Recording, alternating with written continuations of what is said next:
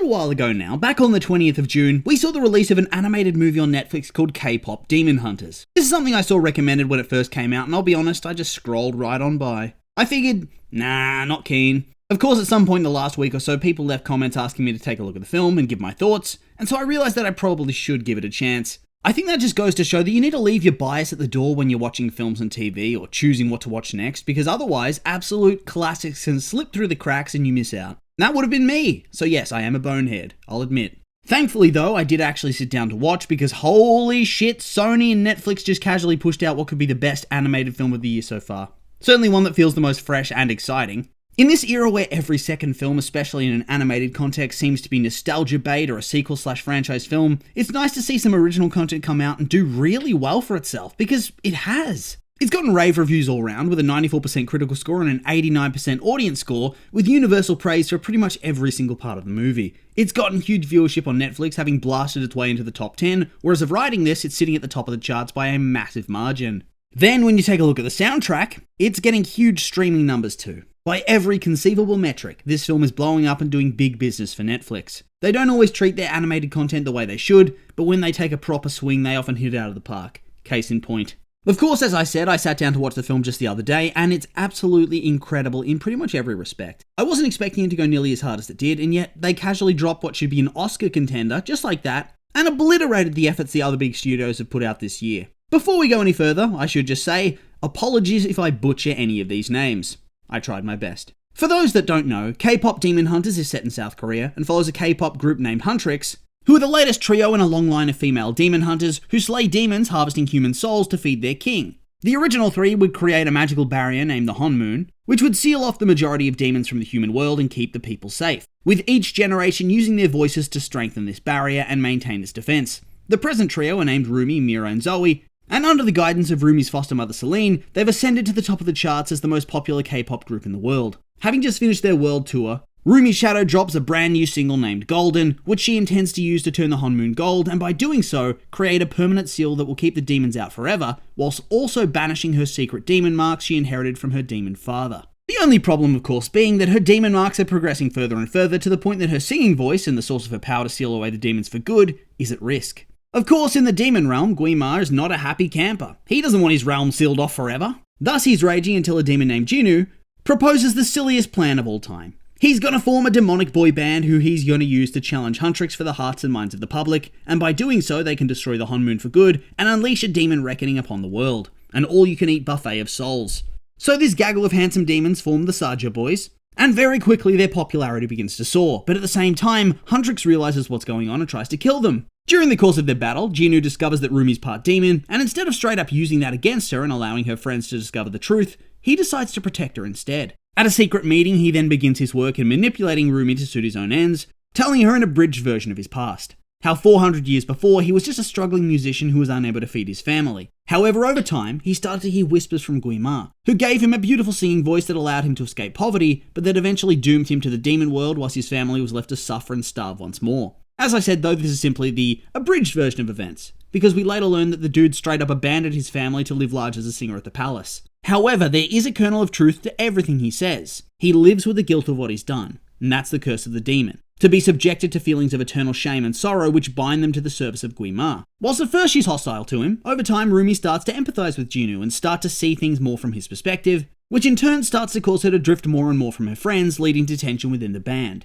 Whilst they'd initially written a diss track named Takedown, which is meant to earn public approval and slap down the Saja Boys once and for all, now Rumi doesn't think the track works. It isn't them, it's too hateful, too angry, and doesn't fit their vibe. Thus, she wants to rewrite it, whilst the others, particularly Mira, are less keen as people are dying and the demons are getting stronger every day. Eventually, the trio make amends and decide that they're going to perform Golden at the Idol Awards to showcase unity in the face of hatred.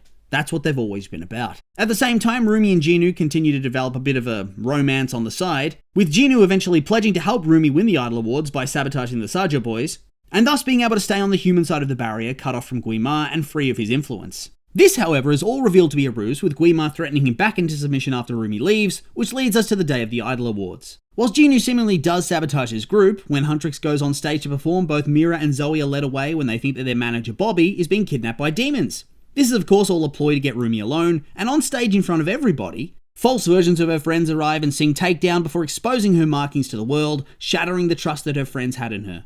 The Honmoon's all but destroyed, the demons win, with Guima summoning everybody to a grand final performance where the Honmoon will be completely destroyed and all their souls will be consumed. Rumi then confronts her foster mother and calls her out for forcing her to hide herself all these years and never fully loving her due to her demon side, before she decides to go and confront the demons with a brand new song, which is able to snap the crowd out of the trance and allows the trio to reunite and fight back. They pretty much kill all of the boys and a bunch of low-level demons, before Jinyu sacrifices himself to save Rumi from Guima and gives her his restored soul, with the trio then managing to restore the Honmoon and seal the demons away forever. Victorious at last, the trio then return to living large and engaging with their fans, simply getting to live their lives free of the threat of demons for the first time ever. That's where the story ends. I will say it is a very fun, engaging, well-paced movie. It doesn't linger too long and it's never boring or anything of the sort. The overarching structure of the story, those main narrative beats, they all work very well. You have your main trio living large and then it all falls away and they find their adversaries, and no matter what they do, they seem unable to overcome them. They're tempted to take that easy road, to become hateful and angry and bitter to combat them.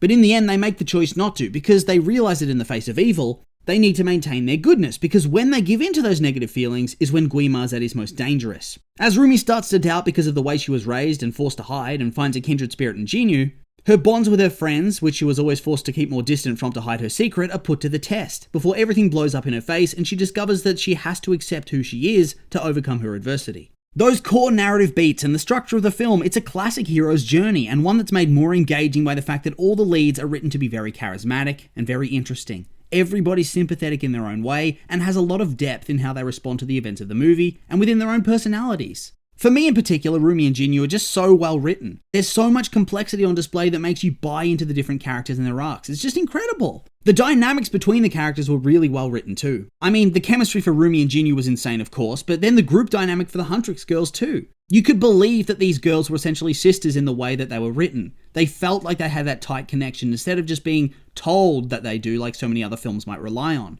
Now for me, I can't really speak to the accuracy of the group dynamic, as I have not ever been a member of an all-female friendship group for very obvious reasons. But I have been told that the way in which they behave and interact, complete with goofy gremlin antics, felt very accurate, very true to life. So I guess that's just more proof that the characters within the film were exceptionally well written. Beyond that, the script is genuinely funny, but not in a way that feels like it relies on any one thing too much. It really does have a little bit of everything, and pretty much every scene has got something that's going to make you laugh. That was the most refreshing part of the movie for me, to tell you the truth. I didn't expect it to be nearly as funny as it was. And I think that comedy helps carry the movie at times when you look back on it, because not everything's perfect when it comes to the writing. I did have a couple of issues with the narrative side of things. For starters, I felt like the death of Jinyu was a bit abrupt. We'd spent a whole movie with this big build and then he kind of just dies. I don't know, I kind of wanted a bit more from that whole sequence where he bites the dust. I'm not complaining about his death because it makes sense, and I liked that the ending focused on reaffirming the bond of friendship rather than a romantic storyline, but it could have been a bit more. On top of that, I feel like they went very hard on how these demon marks affected Rumi growing up, but they didn't do an adequate job of showing that. Celine says don't go to the bathhouse, but we don't see how she apparently struggled to show love to her. We don't see that lack of acceptance of her surrogate daughter and that internal belief that she is inherently wrong because of the way she was born. For something that plays such a key role in the ending where Rumi calls her out on it all, I don't think they went deep enough into the specifics of their dynamic. Plus there's the whole fact that Rumi's half demon. So what was going on there? Was her dad a good demon? Was it all a deception? How did her mother die? I kind of figured that it was all building to be revealed that Celine had killed both of her parents to hide the truth or some shit, but it just didn't happen. But then again, that could be sequel bait. Because let's be real, with the reception that they're getting, they would have to be insane to not want to do a sequel. A quick glance at the Wikipedia page of the film shows that yes, the director has expressed interest in doing a sequel because there are many unanswered questions that were raised within the film, and there are a lot of narrative pockets they can explore. So if they're able to get a sequel greenlit and they address some of the things they mentioned before, I think that will only continue to make this film look even better. Because those narrative dead ends and loose threads will suddenly turn into narrative foreshadowing and tie into a sequel film very well. They're laying the groundwork for fresh stories early on. We'll have to wait and see on that front though. Now we gotta touch on some of the other elements that made this movie so incredible. We can start with the visuals. Holy shit, the visuals are good. It's like Spider-Verse mixed with anime, mixed with Pixar, and it infuses all of that in a way that makes its design seem unique and fresh. It is a very beautiful film overall, and where it really triumphs is in the action sequences, which are so bombastic and breathtaking. I'm really loving this new era of animation that you can see across films like Spider-Verse, The Bad Guys, Puss in Boots, and now this. The action's so fast-paced and gripping. It keeps you engaged and upbeat. It just works perfectly. No notes. Perfection. Same when it comes to the sound. The voice acting was great, just insane. Having taken a look at the cast list, I knew almost none of these actors, and yet here they are putting on great performances that bring the world and characters to life so well. Usually in any animated film there's going to be one voice in there that doesn't work, but for the life of me I can't pick one. Everybody's so damn good. Then the music, holy shit, the music! Wall-to-wall bangers, every song brilliant, massive earworms, loved Soda Pop, loved Golden, loved Takedown, loved how it's done, loved what it sounds like. It's the Disney Renaissance era where not just one, not just two songs from the track are top tier, it's every single song. So yeah, the movie's good. It's damn good. Pretty much perfect outside of some issues with the narrative. Every other element is firing on all cylinders, and so I think that more than makes up for it. It does make me wonder how it would have done for a full cinematic release though. Would it have been a big hit, or is it better being relegated to a streaming service exclusively? Who really knows? Regardless though, these have all been my opinions, and now I'd like to hear yours. What did you think of K-Pop Demon Hunters? Did you like it? Hate it? Are you hopeful for a sequel? Maybe not? I'm curious for your thoughts, so make sure to like, comment, and subscribe, and let me know.